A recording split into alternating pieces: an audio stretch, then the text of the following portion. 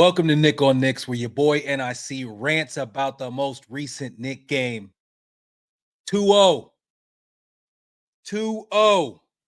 The Knicks get it done. They win 130 to 121. We go back to Indiana with a 2-0 series lead in this Eastern Conference semifinals. The Knicks make it happen. It doesn't matter that Brunson was out for a quarter and a half, that all of Knicks Nation was collectively holding their breath as Brunson went out late in the first quarter, didn't come out for the entire second quarter, stayed in the back. Everybody's wondering what's going on. We get a report he's got a sprained foot. And then during halftime, on the same day, May 8th of 1970, that Willis Reed came out of the tunnel before the game of Game 7, before the Knicks captured their first ever championship. Jalen Brunson, he came out during halftime, calmed the crowd down, got some shots up and said, "Coach, I can go." And he came out in the third and fourth quarter and was magnificent, as he always is, in crunch time and down the stretch, made all the plays, and the Knicks come away with the win, 130 to 121. It doesn't matter that OG missed the last quarter and a half, that we will all spend the next 12, 16, however many hours praying that his hamstring is okay. Didn't look good. Did not look good. Very, very, very, very nervous. Very nervous about what we can do moving forward, but we are not going to lament on that right now. We're going to talk about how OG was dominant in the first quarter, taking the ball to the rack, could not be stopped, and how when he went out and we said, "Oh no, what is Siakam going to do to us?" Josh Everything Hart comes out and he finds a way to make every single play. He finds a way to not let Siakam go crazy. Halliburton has a very good first quarter, good first half. He wilts in the second half. He's not that guy. I don't want to hear about Halliburton anymore. I don't want to hear about this guy being better than Brunson or even in the same conversation as Jalen Brunson anymore. He's not that guy, okay? He does not have the ability to get his shot off when he wants to be able to say, "Hey, I'm going to get a bucket." He's a front runner when things are going well and you're running up and down and everything is all loosey-goosey. Yeah, he'll get you some numbers. But ever since he went down earlier in the season with that injury, and now that you're in playoff ball where the game gets a little bit tighter and guys are up on you, he's fallen off. He's not the same dude. He's not that nice. He's not that nice. He's nowhere close to Brunson. The fact that he made the All-Star team in front of him, the fact that he made Team USA in front of him, the fact that anybody has ever said that he can even be considered in the same class as Jalen Marquise Brunson is nonsense, okay? If you thought that before, I'll give you a pass. If you continue to think that, you're not sane, and you shouldn't be driving any vehicles because you're probably legally blind. Brunson is he's just far and away a better player. He's proven that in these two games, and we have proven that we are just a stronger, grittier team. We are going to keep coming at you. We saw it against Philly. We see it again now. If you put an emphasis, you might be able to keep us off the glass, but as the game wanes on, we're going to continue to come for you, and we're going to end up getting big rebounds in clutch time to get extra possessions and convert and break your back. That's what we do. That's what the Knicks do. We do that on a consistent basis. We've done it all season long. We are going to continue to come at you. It doesn't matter who's out. Next man up. When Brunson was out, was it tough? Did it look rough there for a little bit? Yeah, it looked rough. It looked real rough. I think at one point when we were up, I want to say like 7-8, and then we're down by 10. We're struggling to create offense, but we continue to fight. Josh Hart came up with some timely buckets, some drives to the basket, and we continue to fight, and we kept it close enough that once we got Brunson back, you knew that we were going to come back and we were going to overtake this lead, and we were going to put these puppies to sleep. That's the thing. We got some dogs. They got some puppies. They not ready when it really gets time for the fight, okay? They're not. We're going to continue to outwill them and be stronger than them It's just, will we have enough manpower now that we are missing really the only other player who can create his own shot off the dribble, other than Josh Hart in the full court, and also clearly Brunson, can create any shot anytime he wants. We'll talk more about him a little bit later. But DiVincenzo with another huge game, and Josh Hart gave you 19 points. OG gives you 28. If we take away that 28, I don't know exactly where it gets from. Paging Deuce, are you going to show up to this series? Because we're going to need you. Alec Burks, we might need a couple from you too. Precious played a lot of minutes tonight. He played 28 minutes, and he had some good plays. He had some other tough plays. I think we saw a little bit why Tom Thibodeau doesn't always trust that. A lot of people out there screaming, "Where's Precious? Where's Precious? Where's Precious?"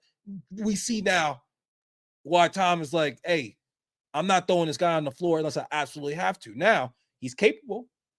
I think we gotta coach him up and talk to him about, because some of the things that he was doing incorrect were just like scheme wise, like bad rotations and not sprinting back. These are things that can be cleaned up. And we've seen Thibodeau coach this guy up already. We need to get him coached up a little bit between this game and next, no matter what, because as we found out yesterday, Mitch is out. He's done 4 to 6 weeks. I guess if we get to the finals, there's a chance that maybe he could come back. He did come back earlier than he was expected from this most recent injury that had him miss 52 games this season. So who knows with that? Who knows? But next man up. That's what we do. Next man up. We're going to keep coming. And at this point, honestly, if OG is out, I kind of almost feel like we're playing with house money. Whatever else happens in this season, I'm going to be disappointed when we lose no matter what. But whatever else happens, I'm going to be proud of this team and the season that they've put together. I still think, if we can get to a point in this series and possibly making it onto the next series where we can get OG back. And hopefully this is all nonsense, because we find out tonight that it was no big deal and he's fine and he's playing Friday. I don't think that's the case. It didn't look like that. It just didn't look like that. He let out a loud scream, threw the ball up in the air, and then looked like he was having a very hard time putting any weight. And he had the hand on there almost like he was trying to feel like he couldn't quite feel what was going on. Like he was trying to, what? Just don't look good. Doesn't look good. Very, very, very nervous about that. And I was nervous about it in the moment. Then you see Siakam get a couple buckets where, his size is overwhelming Josh Hart. And you think, oh no. But once again, Josh Hart is up to the task. I don't know why you ever even doubt that this guy is up to any task. It doesn't matter what you need from him. It doesn't matter when you need it from him. It doesn't matter how much you need from him. Josh Hart is there. Josh Hart is coming. Josh Hart is one of the most well-conditioned athletes I've ever seen. It's his third straight game where he has played every single second for 3 straight games in a short time span as well. And he just continues to look tireless. I've never seen that guy grab his shorts. Never seen him grab his shorts. He is creating when he needs to. He had 7 big assists tonight. I thought that was very important, especially in those non-Brunson minutes. He also was hitting shots when necessary. Like he hit a 3 at one point where the offense was so bogged down and it got kicked to him, and he just calmly pulled up and stroked it. And it was just like he knew, and everybody watching knew and just felt it. We needed something right there. We needed it.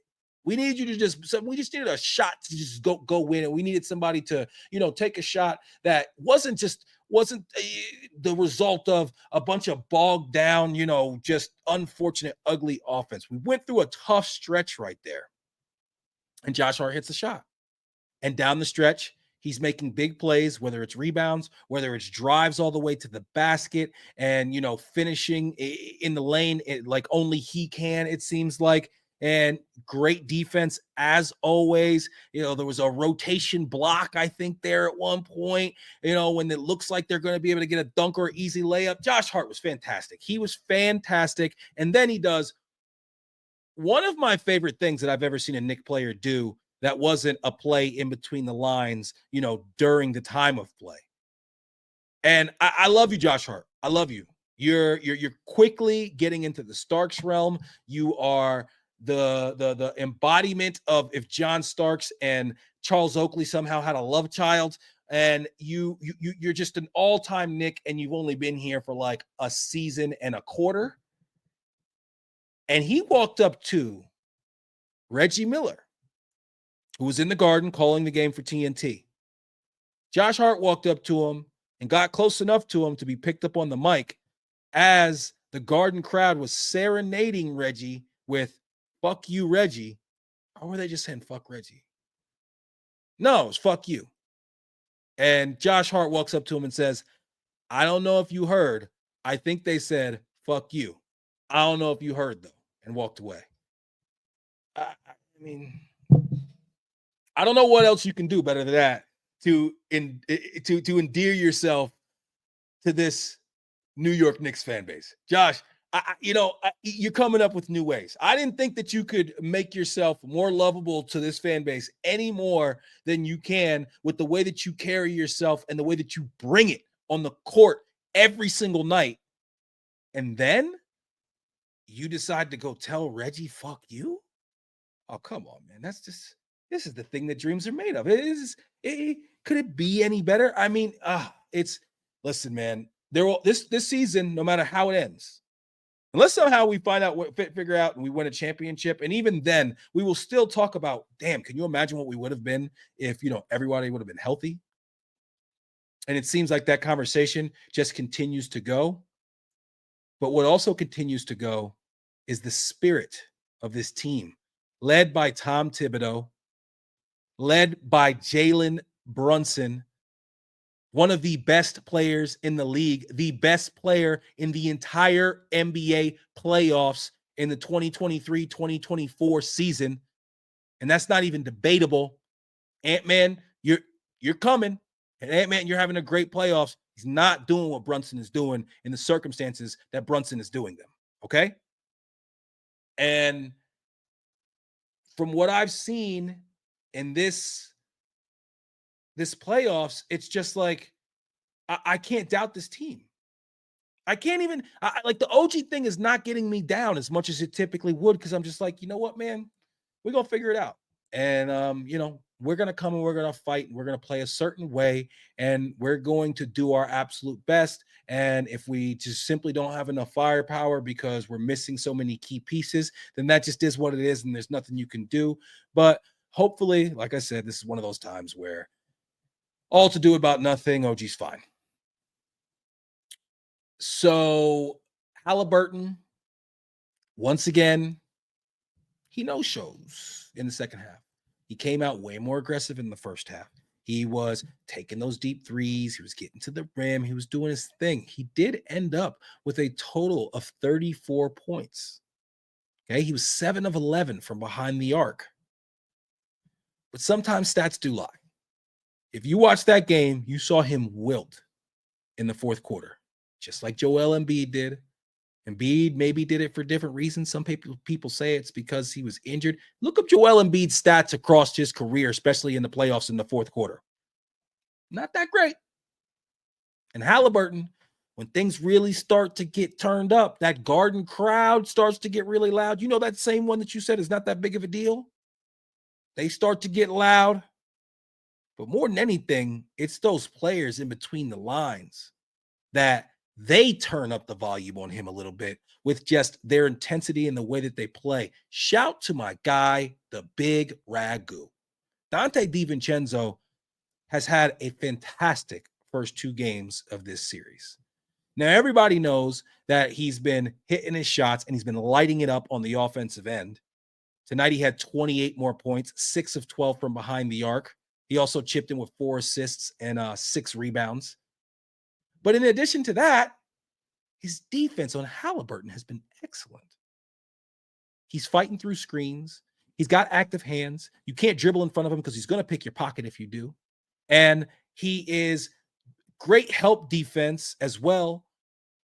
The ability to fight through the screens, he's done such a good job of that. That's one of those things that if you don't really know ball, maybe you don't really watch and see. This guy is fighting through screens, man. Ragu has played fantastic. His offense is exactly what we need, especially with Jalen being out for that quarter and a half. During that time, I'm pretty sure he hit a couple timely threes right there to be able to keep us within striking distance. And then Brunson comes back in the third quarter. He looks a little gimpy. It's a little gimpy. You start getting a little bit nervous. You're like, man, and he works through it. It was one of those things I feel like he kind of had to just like get it warm. And then all of a sudden, he just starts being Brunson, just starts being that guy, starts being the best Knicks player since Patrick Ewing. And I don't know if there's ever been a Knicks player whose game I enjoy watching more. Patrick wasn't always the prettiest game to watch. Melo, not so efficient, sometimes frustrating. Julius, and I'm the president of the Julius fan club. There's some things that he could do sometimes where you can get really frustrated, where you're just like, I don't understand what you were thinking right there. With Brunson, it's just a thing of beauty. It's absolute masterwork. It's like watching Da Vinci paint or watching Mozart, compose and have a symphony. It's just so pretty to watch. If you're a basketball purist and you look at this guy who's 6'0" doesn't have great hops, doesn't have great quicks, and has just turned himself into this unstoppable, just an absolute beauty to watch and extremely efficient basketball player. No nonsense. Takes every challenge. Falls down and gets back up. Doesn't matter if he's getting fouled. Doesn't matter if McConnell is bodying him up and all over him. Doesn't matter who you put on him. You want to put somebody big on him? You want to put somebody scrappy on him? You want to put two on him? It doesn't matter. He's going to get his, and he's going to make the right play. He'll get it to his teammates. In the fourth quarter, they were trapping him. He was moving into his teammates. It was ending up in Dante DiVincenzo wide open threes, and they were splash. I love the way this team plays. I love the team that Leon Rose has built. I love the team that Tibbs coaches, and I love the team that Jalen Brunson leads. We have a chance to go on one of those Spurs type runs. We really do, because we have all the people in place. We have a certain mindset. When we get guys in here and they're not with it, they got to go. And we continue to get the right guys to plug in. We just need some health, man. You give this team some health next season. You give us a relatively healthy squad for an entire season. I'm thinking 60 wins. I'm thinking 1 seed, and I'm thinking favorites to win the championship. Let's not get ahead of ourselves. Let's talk about what we can do this year, and let's talk about this game a little bit more. So Rick Carlisle, after the game, he said that there was 29 plays that were missed last game, but he didn't go ahead and complain. Rick Carlisle got himself tossed from this game, was, blaming the refs after the game, and he seems to be very, very upset. First of all, I thought him getting tossed, he quit on his team. Okay. You didn't make a point. You didn't get these guys fired up for next game or anything like that. I respect at least Tyrese Halliburton said, hey, let's not make this about the refs and act like we didn't lose these games. We got to play better. I'm paraphrasing, but he said something similar to that. Respect to Tyrese Halliburton for that. Seems like a nice young man. Got nothing against him. He just, you're not even close to my guy Brunson. And Rick Carlisle, you want to complain about the refs now? You want to complain about the refs and about the 29 plays that you looked at that were bad calls that you didn't submit? First of all, what's the point of looking at them, documenting them, seeing exactly how many there are if you're not going to submit them? Shouldn't you be spending that time maybe thinking of ways to motivate your team to not give up all of the offensive rebounds in the waning moments when the game counts? Shouldn't you maybe be thinking about plays after timeouts that are a little bit better than Miles Turner taking a one dribble and a pull-up fadeaway three that clanks off the iron when you need a bucket in the worst way? Shouldn't you think about and maybe listen to every single person I've heard talk about game one when they say, why did you not get McConnell back in the game? And some people were even saying, maybe McConnell should have been playing instead of Halliburton. It's the playoffs. It's not time for anybody's feelings. How is McConnell not get back in the game at all? He was killing us. He's killing us. He was getting wherever he wants, hitting those little short jump shots, getting all the way to the rim. He was guarding Brunson better than anybody else in that entire squad has. And exactly like game one, you do the exact same thing again, and you pull him, you put Halliburton back in, and he sits there on the bench and never sniffs the floor again. And if you looked at him, you could see he was absolutely furious about it. Furious. You could see it in his face. It was clear as day. They kept putting the camera back on him.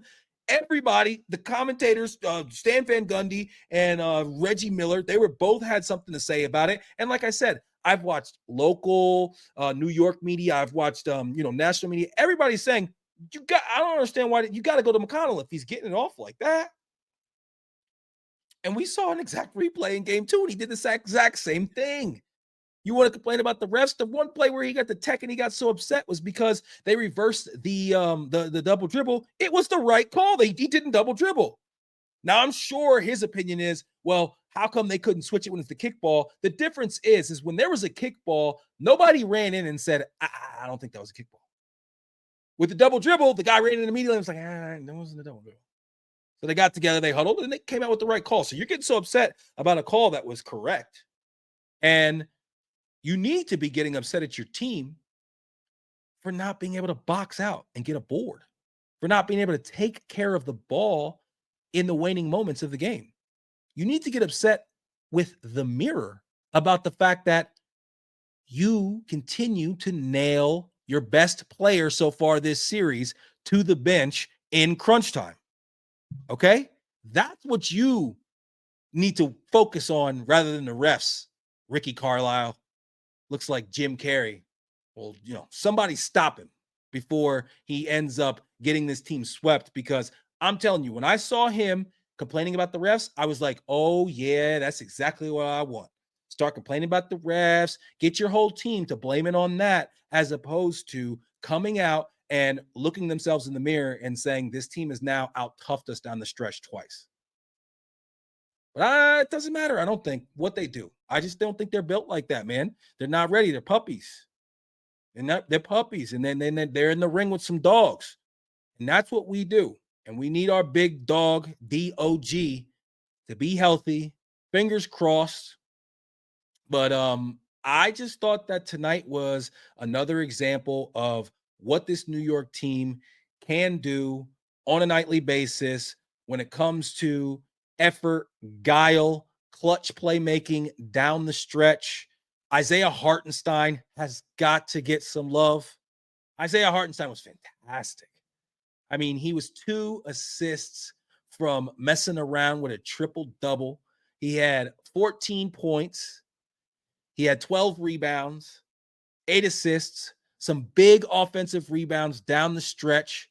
And, the broadcast was talking about it. As Knicks fans, we all know it. His ability to be able to make those passes, those backdoor passes, and facilitate, it's fantastic. It's Draymond-esque. Excuse me. And he's just continuing to expand his game, and now he's doing it in the biggest moments on the biggest stage. I would love to be able to keep both of our centers, but at this point, there's no conversation. If a decision has to be made, and there's a lot of particulars that go into that, and it's going to be in the offseason, so I won't get into the contracts and this and that.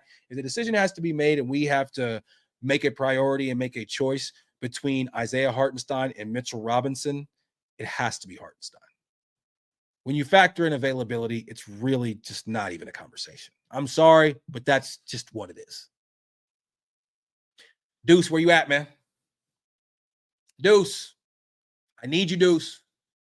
Especially if OG's out. I need you, Deuce. You got to start getting it going. 1 of 4 is not it. It's not going to get it done. And overall, I just feel like he's not being aggressive enough. And with the defensive pressure that they are playing, he's not confident in his dribble enough. And so he doesn't want to go get the ball and bring it up. A lot of times when he's in the game, it's Josh Hart who's bringing it in. who's taking the inbound pass and bringing it up. And then when he's not, his zero ability to get around you and, dribble past you and lay the ball up. He does that sparingly. When he does it, sometimes you're like, okay, all right, this guy can do it. But this series, he hasn't done it at all. And the three hasn't been falling either. And defensively, this guy McConnell is just taking you wherever he wants, pulling up for that little short jumper, and you got no answer. Deuce, I need you to step up. Come on, man. Come on. Don't make me start calling for more Alec Burks minutes instead of you. That is the last thing I want to see. Alec Burks did get into the game tonight, 44 seconds. He chucked up a shot, which did not go in. But in those 44 seconds, he's a plus or minus zero. So at least we didn't get worse with him on the floor. We'll give you that, Alex.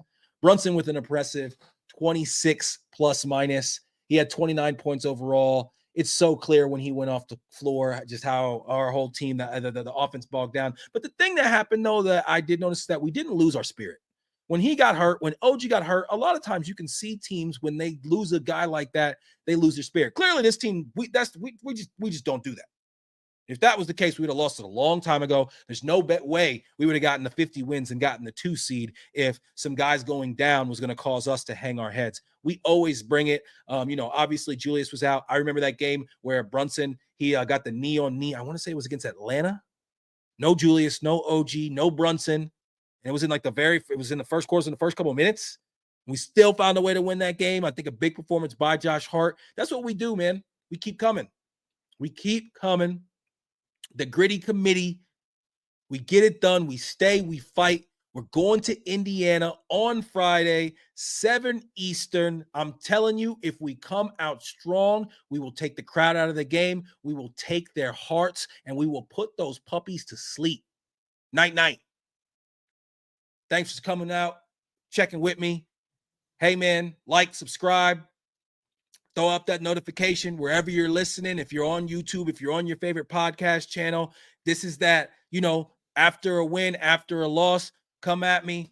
Come see what I got to say. Rapid fire. We can relive it together. Try to keep them short, straight to the point. And lately they've been real hype because this team has given us all a lot of reason to be real hype. How about those Knicks? See you Friday.